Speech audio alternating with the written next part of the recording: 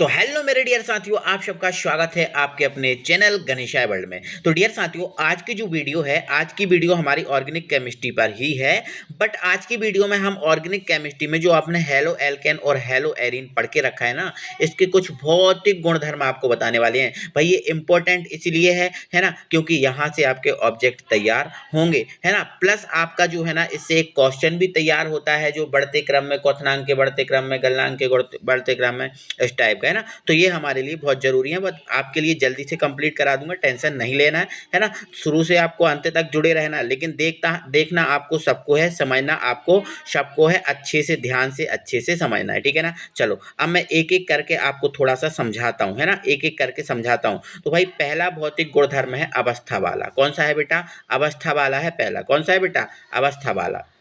अब physical state वाला, तो देखो मैं आपको बता दूं, देखो आपने हेलो एल्केन और हेलो एरीन पढ़ के रखा है ना कि नहीं रखा? आप बोलोगे हाँ सर, है ना। तो मैं आपको बता दूं बेटा, जो निम्न सदस्य होते हैं, जैसे मिथाइल क्लोराइड हुआ, अवस्था की बात कर रहा है, और अवस्था में हम ठोस, है ना, द्रव, है ना, और गैस, इनकी बात करते हैं। बोलो करते हैं कि नहीं? हाँ करते हैं। तो मैं आपको बता रहा हूँ, आपने एल्किल हैलाइड कई टाइप के पढ़े, Maithil alcohol, ethyl alcohol, propyl alcohol, है ना, ऐसे कई टाइप के पढ़े। मैथिल क्लोराइड, एथिल क्लोराइड, है ना। अगर हैलाइड की बात करें तो Maithil chloride, ethyl chloride, propyl chloride, सब टाइप के पढ़े ना। हाँ सब पढ़े हैं सर। तो मेरे भाई जो निम्न सदस्य होते हैं, जैसे मिथाइल क्लोराइड हुआ, है ना, मिथाइल ब्रोमाइड हुआ, मिथाइल आयोडाइड हुआ, ये निम्न सदस्य की बात कर रहा है, मतलब एक कार्बन वाले सदस्य। तो निम्न सदस्य जो है ना, वो गैस होते हैं, जैसे मिथाइल क्लोराइड, इथाइल क्लोराइड, है ना, मिथाइल क्लोराइड हो गया, है ना, मिथाइल ब्रोमाइड हो गया, मतलब एक और दो कार्बन वाले, ज़्यादा से ज़्यादा दो ले लो, चलो ठीक है। मिथाइल इथाइल, मिथाइल हो गया, इथाइल हो गया, बस इतने ही। तो जो निम्न सदस्य होते हैं वो गैस होती हैं, लेकिन मध्यम सदस्य, जैसे दो कार्बन से जब ऊपर जाओगे ना, तो जो आपको एल्किल हैलाइड मिलेंगे वो आपके द्रव अवस्था में होंगे। और फिर ज़्यादा कार्बन वाले, जैसे 6 कार्बन वाले, 5 कार्बन वाले, है ना, ये जो आपके एल्किल हैलाइड हैं वो ठोस अवस्था में मिलेंगे। आपको ऐसे याद रखना है कि निम्न सदस्य जो होते हैं वो उनकी अवस्था कैसी होती है? गैस। मध्यम वाले की द्रव, और उससे ज़्यादा वाले की कैसी होगी? ठोस होगी, ठीक है ना। चलो अब अगला पॉइंट है हमारा गलनांक क्वथनांक। ये वेरी इंपॉर्टेंट पॉइंट है, गलनांक क्वथनांक वाला वेरी इंपॉर्टेंट पॉइंट है, इसको अच्छे से समझिएगा। देखो इधर ध्यान से समझाता हूँ मैं आपको। देखो गलनांक क्वथनांक की बात करें तो गलनांक क्वथनांक से आप जानते हो कि गलनांक क्वथनांक होता क्या है, ठीक है। तो देखो हेलो एल्केन का जो क्वथनांक है समान एल्केन से अधिक होता है। मतलब क्या है? जैसे मान के चलो आपका ये मेथेन है, क्या है ये? मेथेन। और इसका एल्किल हैलाइड क्या है? CH3Cl है। तो ये बोल रहे हैं कि जो हेलो एल्केन है, मतलब ये आपका हेलो एल्केन है, तो इसका जो क्वथनांक है इसके समान जो एल्केन, देखो इसके समान एल्केन कौन है? मेथेन है ना, क्योंकि जो मेथिल क्लोराइड है वो मेथेन से बना ना, है ना, बना कि नहीं बना? तो जो आपका हेलो एल्केन है, मतलब जो मेथिल क्लोराइड है, इसका जो क्वथनांक है वो अधिक होगा, है ना, मतलब समान एल्केन से अधिक होगा, है ना। जैसे एथिल क्लोराइड का एथेन से अधिक होगा, प्रोपिल क्लोराइड का प्रोपेन से अधिक होगा, है ना। कारण अणुओं के बीच वान डेर वाल्स बल अधिक होता है। अणुओं के बीच वान डेर वाल्स बल क्या होता है? अधिक। क्या कारण? देखो जैसे ही आप देखो एथिल क्लोराइड या हेलो एल्केन में क्या आ जाएगा? क्लोराइड आ जाएगा, और क्लोराइड आ जाएगा तो ये Cl और जो H है इनके बीच वान डेर वाल्स बंध जो है ना वो स्ट्रांग हो जाएगा, और जैसे ही वान डेर वाल्स बंध स्ट्रांग होगा, मजबूत होगा, है ना, तो इनका जो क्वथनांक है वो बढ़ जाएगा, क्वथनांक है बढ़ जाएगा, है ना, क्योंकि फिर उसको हम गर्म करेंगे और गैस अवस्था में ले जाएंगे तो हमें, है ना, ज़्यादा ऊर्जा देनी पड़ेगी, मतलब ज़्यादा ताप देना पड़ेगा, और ताप बढ़ेगा तो क्वथनांक बढ़ जाएगा, ठीक है ना। अच्छा अब आगे सुनो। अब एक ही एल्किल समूह के क्रम में, अगर एक ही एल्किल समूह के क्रम की बात करें तो जो आई वाला एल्किल हैलाइड या हेलो एल्केन होगा वो ज़्यादा गलनांक क्वथनांक रखेगा, उससे कम RBr वाला रखेगा, उससे कम RCl वाला, उससे कम RF वाला। ये बातें याद रखना है बेटा। मैं क्या बोल रहा हूँ, अगर आपका एक ही एल्किल है, एक ही एल्किल से मतलब देखो, एक ही एल्किल से मतलब ऐसा बता रहा हूँ, देखो जैसे आपके पास CH3 है, क्या है? CH3Cl है, और एक आपके पास है CH3Br है ना, और एक आपके पास है CH3I है ना। तो इनमें जो आई वाला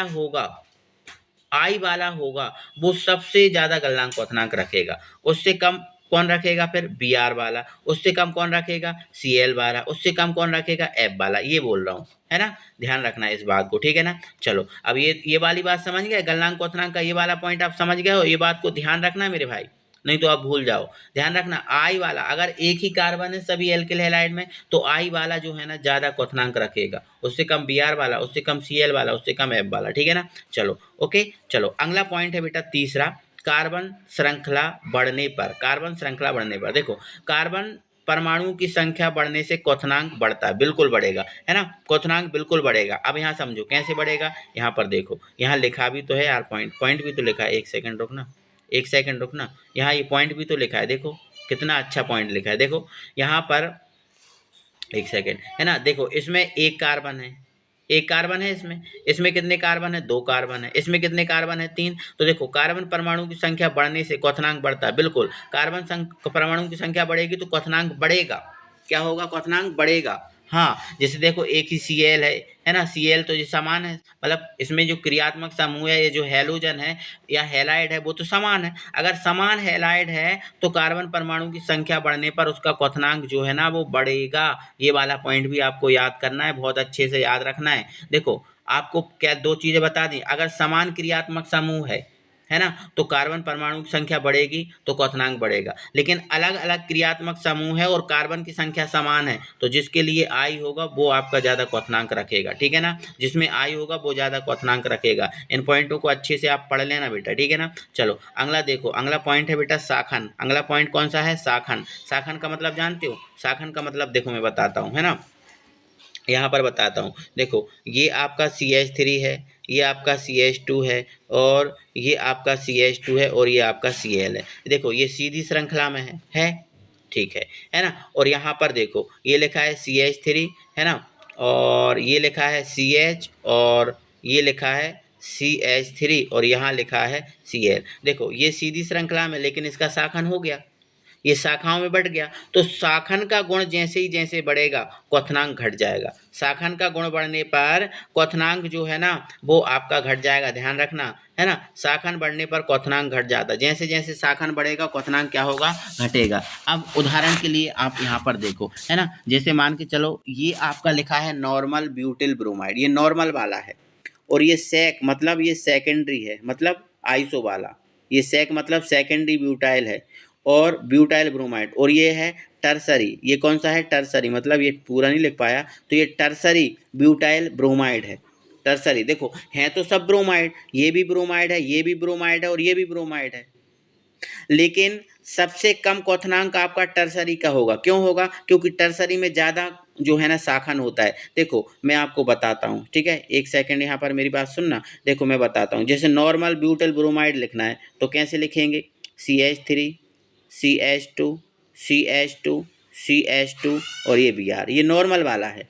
और अगर सेकेंडरी मतलब सेकेंडरी का मतलब सेक का मतलब आइसो में है या सेकेंडरी बोल दो, है ना। अगर इसको ऐसे लिखना है तो ऐसे लिखेंगे CH3, ठीक है, एक सेकंड रुकना, एक सेकंड रुकना बेटा, है ना, ये लिखा मैंने, है ना, CH3 CH2, ठीक है, CH2 लिखा, और ये सेकेंडरी है ना, कौन सा है, सेकेंडरी है, ठीक है।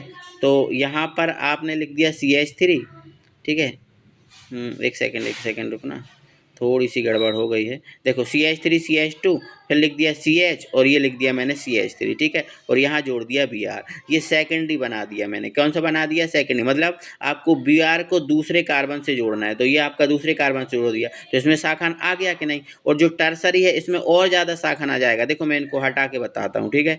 देखो अब मैं टर्सरी लिख रहा हूँ, तो देखो CH3, ये आपका C, ये आपका CH3, और ये आपका CH3, और ये Br, तो इसमें देखो और ज़्यादा शाखन आ गया। तो शाखन जैसे जैसे बढ़ेगा क्वथनांक क्या होगा, घट जाएगा। ठीक है ना, तो ये बात को आपको याद रखना है। ठीक है ना, 4 पॉइंट हो गए हमारे। ठीक है, अब अगला पॉइंट है समावयवों में। अब किसमें बेटा, समावयवों में। किसकी बात हो रही है, समावयवों की बात हो रही है ना। तो ध्यान रखना, जैसे आपने बेंजीन पढ़ा है, ये वाला एक बेंजीन होता है ना, होता है कि नहीं। जैसे यहाँ पर Cl जुड़ा है ना, ये बेंजीन है, ठीक है। तो ये आपको पता है पैरा होता है, ये आपको पता है मेटा होता है, और ये नो मिस्टेक हो गई, मिस्टेक, है ना, ये आपका ऑर्थो होता है ना, ये आपका मेटा होता है, और ये आपका पैरा होता है। तो इनने बोला कि पैरा समावयवों का गलनांक सबसे अधिक होता है, मतलब अगर ये पैरा वाला है तो इसका जब सबसे ज़्यादा होगा। देखो जैसे मान के चलो मेरे पास यहाँ पर 2 बेंजीन है ना, कितने बेंजीन है, 2 बेंजीन है, ठीक है। देखो एक बेंजीन मेरे पास ये है, ठीक है, और एक बेंजीन मेरे पास ये है ना, ठीक है। इस पे जुड़ा है ऑर्थो, है ना, और इस पे जुड़ा है पैरा, ठीक है। तो इन दोनों में से किसका क्वथनांक ज़्यादा होगा? तो इसका ज़्यादा होगा और इसका कम होगा, है ना। तो पैरा समावयवों का क्वथनांक सबसे अधिक होता है, कारण इसकी सम्मित अधिक होती है, मतलब ये ज़्यादा सम्मित होता है, ठीक है, ज़्यादा सम्मित होता है, इसलिए इसकी क्रिस्टलिन पैकिंग मतलब अच्छे इसमें अणु जो है ना मजबूती से बंधे होते हैं, ऐसा उसका कहना है, ठीक है ना। कितने पॉइंट हो गए? 5 पॉइंट हो गए। अब इसका छठवां पॉइंट समझो। छठवां तो आपका ऐसा है कि जिसको है ना घनत्व वाला है तो वो तो सिंपल सा है, कोई दिक्कत नहीं है। देखो, अधिकांश हेलो एल्केन जल से भारी होते हैं, जो जल होता है ना H2 उससे भारी होते हैं अधिकांश, ज़्यादातर एल्केन, ठीक है। कारण कार्बन परमाणु तथा हैलोजन परमाणु के द्रव्यमान बढ़ने पर घनत्व बढ़ता है, ठीक है। तो अधिकांश हेलो एल्केन जल से भारी होते हैं। और एक बात और याद रखना कि कार्बन परमाणु तथा हैलोजन के परमाणु का द्रव्यमान बढ़ने पर घनत्व बढ़ जाता है, ठीक है। जैसे Ri का है ना, फिर सबसे ज़्यादा Ri का, फिर RBr का, RCl का, ऐसा, ठीक है। चलो अब है अगला विलेयता। तो हेलो एल्केन जल में कम विलेय होते हैं, जो हेलो एल्केन होते हैं वो जल में कम विलेय होते हैं, कम विलेय होते हैं, या फिर ना आप ऐसा बोल सकते हो कि नहीं विलेय होते। लेकिन हेलो एल्केन जो है ना क्यों नहीं होते जल में कम, जल में क्यों कम विलेय होते हैं? क्योंकि जल के साथ हाइड्रोजन बंध नहीं बना पाते, है ना। लेकिन जो कार्बनिक विलायक होते हैं जैसे बेंजीन हुआ, ईथर हुआ, क्लोरोफॉर्म हुआ, आदि में अच्छी तरह से विलेय हो जाते हैं, आदि में अच्छी तरह से विलेय हो जाते हैं। कौन हो जाते हैं अच्छी तरह से विलेय? तो आपके जो हेलो एल्केन है वो। क्लियर हो गई बात? ठीक है, तो ये तो आपके गुण हो गए, ठीक है ना। अब मैं आपको जो पाठ निहित प्रश्न हैं उनको कराता हूँ। तो पाठ निहित प्रश्न इसमें इससे संबंधित 2 ही थे, है ना, और 2 ही को मैंने उठा लिया। देखो, पहला था कि निम्नलिखित यौगिक को, देखो 6.6 वाला है, क्वथनांक के बढ़ते क्रम में लिखना है। बहुत बढ़िया क्वेश्चन है ना। अब मैंने यहाँ पर देखो फॉर्मूला सहित लिख दिया, लेकिन बुक में फॉर्मूला नहीं है। देखो पहला क्वेश्चन आप बुक उठा के देखोगे तो ब्रोमो मीथेन है, ब्रोमोफॉर्म है, ठीक है, और फिर क्लोरोमीथेन है और डाइक्लोरोमीथेन है, ठीक है, ये वाला है। तो आप देख लो पहले, आप देख लो पहले। देखो अगर हैलोजन की संख्या सबसे ज़्यादा किस में है तो आप बोलोगे हैलोजन की संख्या। देखो कार्बन कार्बन, पहले कार्बन चेक करो। कार्बन देखो इसमें भी एक है, इसमें भी एक है। देखो आपको फॉर्मूला बनाना आना चाहिए। देखो आपको ये फॉर्मूले मैंने लिखे हैं, ये वाले फॉर्मूले जो दिख रहे हैं ना वो मैंने लिखे हैं। आपकी बुक में देखो ये फॉर्मूले नहीं है, बुक में केवल ये नाम वगैरह है, नाम है, तो नाम से आपको पहचानना पड़ेगा। तो देखो मैंने अभी फॉर्मूला लिख दिया तो आपको हेल्प मिल गई कि भाई इसमें भी एक कार्बन है, इसमें भी एक कार्बन है, उसमें भी एक कार्बन है, सब में एक एक कार्बन है। अब सब में एक एक कार्बन है तो कार्बन के आधार पर तो हम देख नहीं सकते, कार्बन के आधार पर देखकर तो हम बता नहीं सकते कि कौन ज़्यादा क्वथनांक वाला है। तो अब हम किसको देखेंगे? हैलोजन को देखेंगे। तो हैलोजन देखो सबसे ज़्यादा किस में है, तो आप बोलोगे सर इसमें सबसे ज़्यादा हैलोजन है, तो ये ज़्यादा क्वथनांक रखेगा। मतलब CH3 जो CH3 जो Br3 है इसका क्वथनांक सबसे ज़्यादा होगा। देखो फिर 3 के बाद फिर किसका है? 2 है, तो देखो 2 इसके हैं, है ना, 2 वाला ये, तो फिर 2 वाला होगा, है ना। और फिर कौन होगा? तो Br और Cl में कौन होता है? Br होता है, तो फिर ये Br होगा और फिर ये Cl वाला होगा, ठीक है ना। तो ये क्वथनांकों का आंसर तो देखो ये आ गया, ये आ गया। लेकिन ये आपको समझा रहा हूँ, है ना, नियम। जिस यौगिक का आणविक द्रव्यमान अधिक होगा उसका क्वथनांक भी अधिक होगा। अब आणविक द्रव्यमान को हम कैसे देखेंगे? तो उनकी संख्या के आधार पर ही देखेंगे ना, है ना, क्योंकि इसमें 3 Cl थे तो ये ज़्यादा होगा, उससे कम 2 वाला, और फिर हमारा एक एक वाला, एक Br एक Cl, तो Br और Cl में कौन होता है? Br वाला होता है। सिंपल सी बात है, ठीक है ना। चलो फिर अगला है हमारा 6.6 वाला, ठीक है ना, 6.6 वाला था, ठीक है। निम्नलिखित यौगिक को क्वथनांक के बढ़ते क्रम में, ये भी यही था, है ना। तो देखो पहला था हमारा 1 ब्रोमोप्रोपेन और फिर था आइसोप्रोपिल क्लोराइड और तीसरा था 1 ब्रोमोब्यूटेन। देखो अब यहाँ पर आप चेक कीजिए, पहले आप यहाँ चेक करो किस में कितने कार्बन है, पहले ये चेक करना पड़ेगा आपको। देखो आप बोलोगे ब्रोमोप्रोपेन, और ये देखो ये भी प्रोपेल है, ये भी प्रोपेल है और ये भी आपका प्रोपेन है, मतलब प्रोपेन है, मतलब 3 कार्बन, और इसमें भी 3 कार्बन। और ब्यूटेन में कितने कार्बन है? 4, तो सबसे ज़्यादा तो 4 कार्बन वाला होगा ना क्वथनांक वाला। 4 कार्बन है, कार्बन की संख्या ज़्यादा तो क्वथनांक ज़्यादा, तो सबसे ज़्यादा तो इसका होगा, ब्यूटेन का। अब इन दोनों में डिसाइड करो, इन दोनों में डिसाइड करो किसका ज़्यादा है। तो देखो आइसोप्रोपिल में शाखन है लेकिन इसमें शाखन नहीं है, जो आपका ब्रोमोप्रोपेन है इसमें शाखन नहीं है। आपको पता है शाखन बढ़ने से क्वथनांक घट जाता है। तो देखो इसमें शाखन है और इसमें शाखन नहीं है, तो इसके बाद किसका आएगा? ब्रोमोप्रोपेन का आएगा, 1 ब्रोमोप्रोपेन का। और फिर किसका आएगा? आइसोप्रोपिल क्लोराइड का, तो फिर आइसोप्रोपिल क्लोराइड का। तो सबसे ज़्यादा देखो 1 ब्रोमोब्यूटेन का है और फिर किसका है? तो फिर आपका 1 ब्रोमोप्रोपेन का है और फिर किसका है? आइसोप्रोपिल। देखो ये मैंने फॉर्मूला सहित लिख दिया है ना, मैंने यहाँ फॉर्मूला लिख दिया है, मैंने यहाँ फॉर्मूला लिख दिए, आप यहाँ पर इनको ही लिख देना, जो सूत्र है उनको ही लिख देना, ठीक है। तो आज का हमारा टॉपिक बस इतना ही था बेटा, है ना, भौतिक गुणधर्म पे था जो मैंने कंप्लीट करा दिया है, ठीक है। और भाई ये एनसीईआरटी के क्वेश्चन सहित कंप्लीट करा दिया। देखो अपन को छोड़ना नहीं है कुछ भी, अपन को पढ़ना है सब चीज़ें, पढ़ना है सब चीज़ें, अपन को कुछ भी चीज़ें नहीं छोड़ना। तो मैंने आपको समझा दिया, मुझे उम्मीद है आपको समझ में आए होंगे, ठीक है ना। अब अगला जो है ना हमारा क्वेश्चन, मतलब अगला जो है ना हमारी जो वीडियो है वो रासायनिक अभिक्रियाओं पे आएगी। जो हेलो एल्केन और हेलोएरिन पढ़े हैं ना, इनकी रासायनिक अभिक्रियाओं पे आएगी या SN1 SN2 पर आएगी, ठीक है। तो उसको देखिएगा। मिलेंगे अगली वीडियो के साथ, तब तक के लिए बाय बाय, जय हिंद।